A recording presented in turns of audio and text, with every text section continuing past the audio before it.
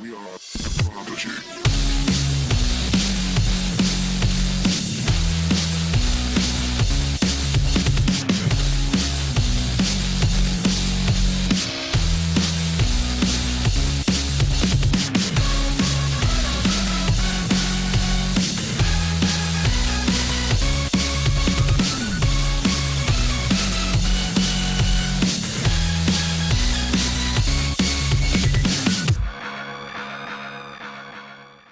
Dobrý den, dámy a pánové, vítám vás u tohoto videa. Chci udělat takové, jako že tohle to bude barevné Skypeu. Budeme na tohle potřebovat Rich Mood Editor for Skype, se jmenuje. Tady dáte free trial, get it now. To se vám stáhne. A to nainstalujeme. Tak. Je to takový jakoby program, který otevřete a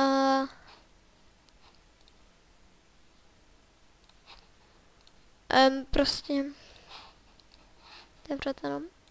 Tak. To je v programu. Tak. Tady Skype, když je unkov, tak to je blbě. A jsem jednou taky stala, teď nevím co s tím. Jo. Zkusím se jo, tady. Musíte jít na Skype a mood editor.exe, chci využívat Skype, musíte dát povolit přístup. Tak, teď už to je. Dobrý. Tak. Tam se napíšete, co chcete.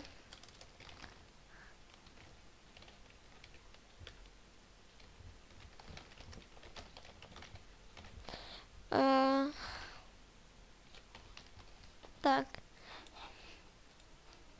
To je velikost. Tady barvu. Třeba zelenou. Tady jsou různý smajlíci.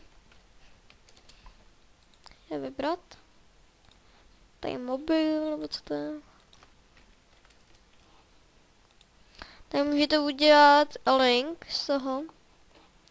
Tak on označíte, kliknete na link a tady dáte link. Ten link dáte. Tak. Minecraft. Ne třeba. Tak. Teď třeba. To můžu dělat takhle.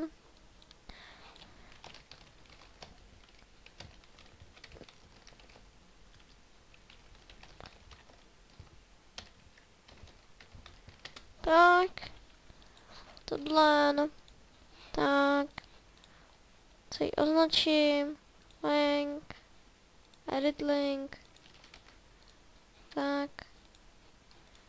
Ach jo, to...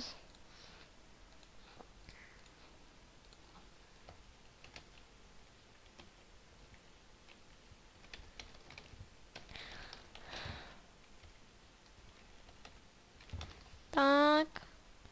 To označím.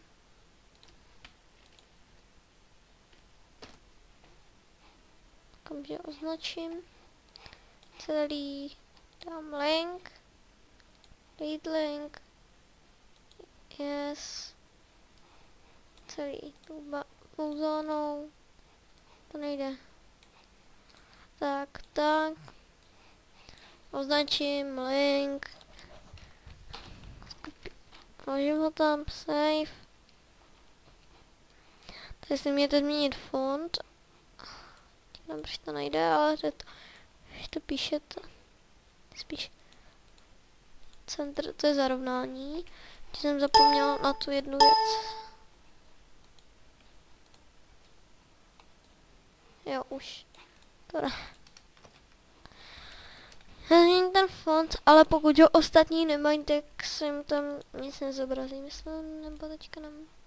Blank to, aby vám to blikalo, center to máte odstavení, tam co máte podtržení, tohle to.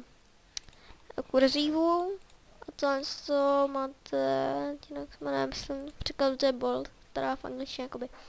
Tak, jdu na link, tam vložím, to save, tak. A teď, pokud si to chci zadat na Skypeu, tak kliknete ten Skype a tu šipku červenou.